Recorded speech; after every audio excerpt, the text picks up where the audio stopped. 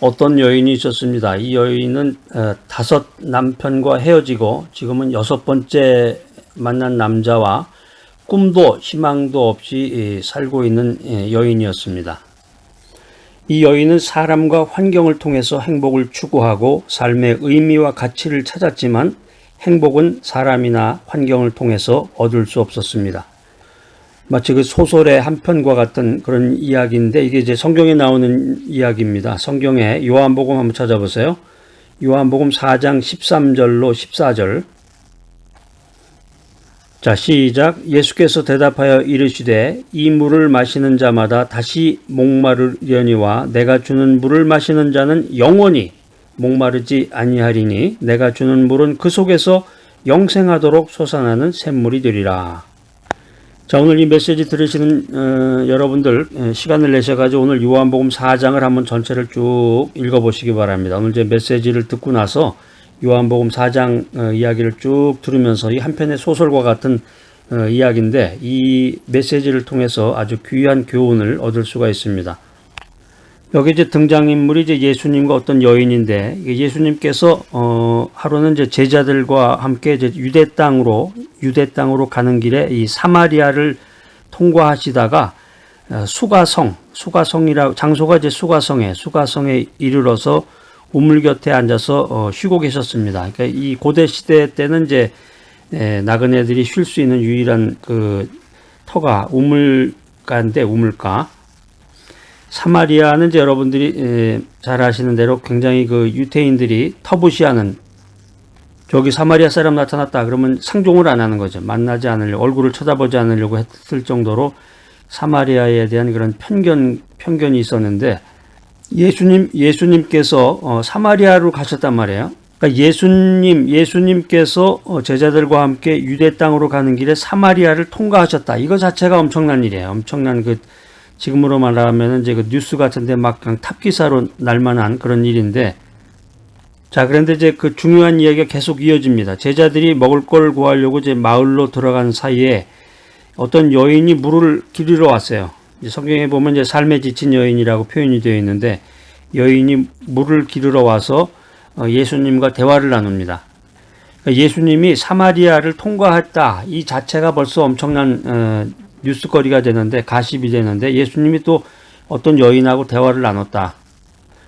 자, 그래서 그 반기독교 단체로서 기독교나 교회를 음해하고 나쁜 이야기 하는 사람들 가운데서는 이제 이런 성경상에 있는 이런 구절들을 뽑아가지고 막달라 마리아가 뭐 예수님의 애를 낳았다, 뭐 그런 소설도 쓰고 뭐 그런 영화까지도 나오고 그랬는데, 성경 읽어보면 예수님이 참 오해받을 행동을 많이 하셨어요. 그런데 예수님의 생각은 뭐냐면은 하나님의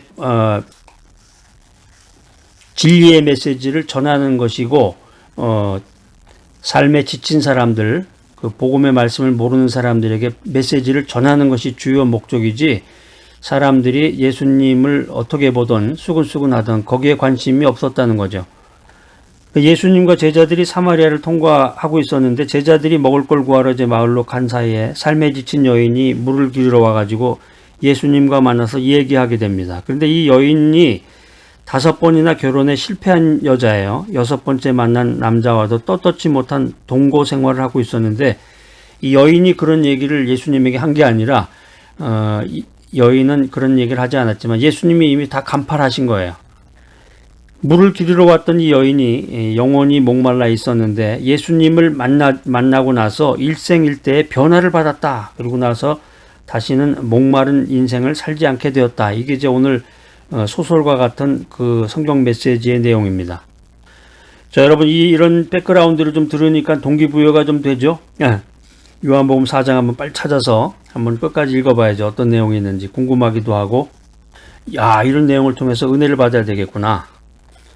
오늘 등장하는 이 여인이 이제 수가성 우물가의 여인인데, 삶의 환경에서 인생의 의미와 가치와 행복을 찾아보려고 했던 이 여인입니다. 그래서 이 여인은 이제 좋은 신랑을 만나서 살면 행복하겠지, 우리 보통 사람들의 생각처럼 그런 생각을 가졌는데, 행복을 찾기 위해서 돈이 많은 이제 비즈니스맨하고도 이제 결혼해서 살아보고, 정치가하고도 살아보고, 모든 것을 좋다는 건 다 해봤지만 결국 돈도 명예도 지위도 권세도 이 여인이 원하는 그 행복을 가져다 주지 못했다. 이 사실을 여인이 이제 깨닫게 되는 것입니다. 학자와 농부와 어부와도 살아보았지만 이 여인은 점점 더 불행해져 갔습니다. 농부는 이른 새벽부터 저녁 늦게까지 종일토록 농사일을 해야 됐고, 어부는 기상이변으로 인해서 늘 불안하게 살아야만 했습니다. 그래서 이 여인은 사람과 환경을 통해서 행복을 추구하고 삶의 의미와 가치를 찾았지만 해피니스, 행복이라고 하는 것이 사람이나 환경을 통해서 얻을 수가 없었구나. 이 사실을 알고 깨닫게 됐다는 것입니다. 자, 오늘 이 소설과도 같은 이 요한복음 4장을 통해서 주님이 이 귀한 메시지를 통해서 우리들에게 들려주시는 그 레슨, 교훈이 뭐냐? 예수님을 마음속에 모시지 않는 인생은 언제나 목마르다라는 것입니다. 목마르구나. 그 목마름은 세상의 그 무엇과도 무엇으로도 채울 수가 없다. 이것을 성경은 우리들에게 권면해 주고 있습니다. 세상이 주는 만족, 세상의 우물은 아무리 마셔도 목마른 터진 우물입니다. 예수님만이 영원히 솟아나는 샘물을 줘서 갈증을 완전히 해결해 주신다라고 하는 것이 요한복음 4장의 말씀입니다. 자, 오늘 등장하는 이 수가성 여인은 예수님과의 그 만남과 대화를 통해서 예수님을 메시아로 깨닫게 됩니다. 메시아로 영접하게 됩니다. 그래서 이것을 마음으로 받아들이자마자 이 갈급한 영혼의 생명수가 흘러넘쳐서 변화된 인생을 살게 되었다라고 하는 것입니다.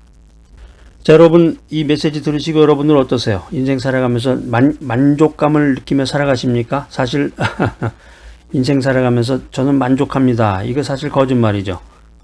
저는 인생 살아가면서 부족한 게 없어요. 이 말은 다시 달리 얘기하면 저는 예수님이 필요 없어요. 예수 믿을 필요가 없어요. 이렇게 얘기하는 거죠. 이걸 깨닫지 못했다고 하면은 아직까지 그 영적인 세계에 그 발을 들여놓지 못했기 때문입니다. 삶에서 목마른 자는 세상의 우물을 찾아가지 말고 예수께로 나와라.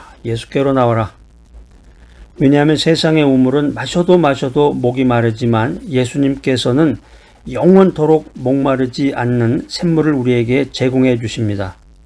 자, 그렇기 때문에 우리가 인생 살아가면서 이 인생의 의미, 삶의 의미와 가치와 행복을 밖에서 찾을 것이 아니라 우리 마음속으로 찾아오신 예수님 안에서 찾아야 하는 것입니다.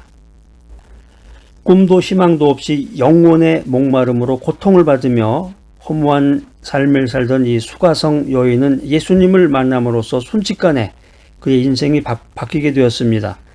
그녀의 영혼 속에 생수가 넘쳐나서 더 이상 목마름이 없게 되었기 때문에 주님 안에서 완전히 변화된 인생을 살게 되었다. 이것이 성경이 우리들에게 전해주는 메시지입니다.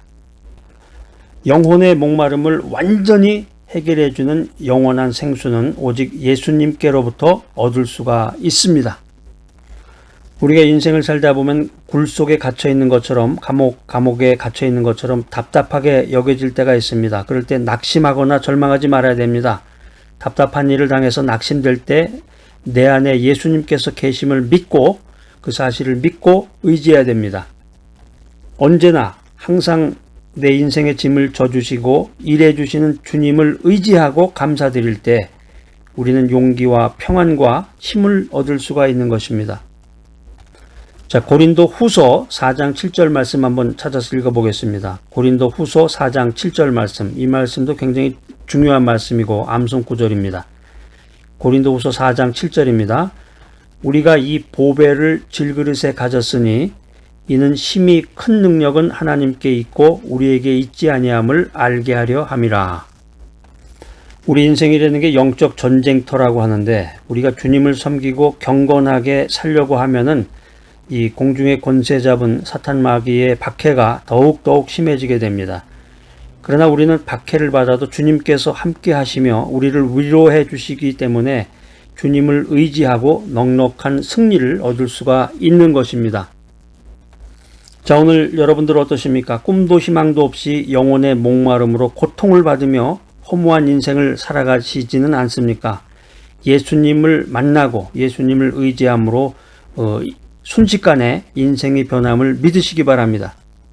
자, 오늘 이 귀한 메시지 들으신 여러분들, 예수님만이 우리의 빛이요, 예수님만이 우리의 소망이요, 예수님만이 우리의 생수가 되심을 믿는 귀하고 복된 여러분 모두가 되시기를 간절히 기대합니다.